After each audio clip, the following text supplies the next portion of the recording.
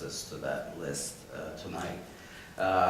What I have kind of I have titled this as a historic crossroads because, you know, there is something going on in 2014, which actually, interestingly enough, is not only just Turkey, but let's call it that part of the world, and all of a sudden, out of nowhere, something has happened just north of Turkey that was totally unexpected, which of course has thrown another monkey wrench into the international foreign policy atmosphere, a very tense atmosphere, let's call it.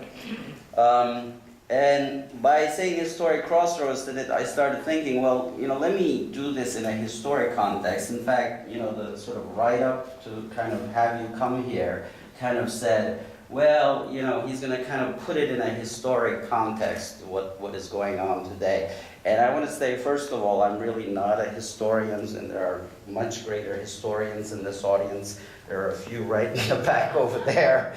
So I apologize for any erroneous history here.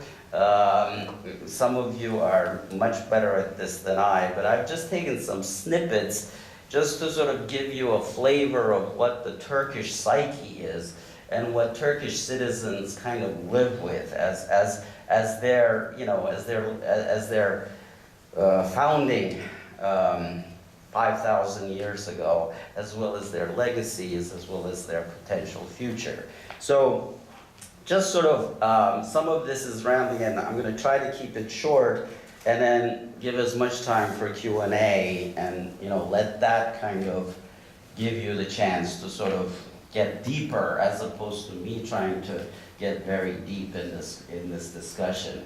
So, very briefly, I mean, Turkey, you know, it's a country that is slightly, well, let's not say slightly, but somewhat larger than the country of Texas. So you think to yourself, wait a minute, what kind of, I mean, that's a pea hole in the snow kind of country, but in reality, it's a country that is huge in a certain sense. It's geopolitically, geostrategically located.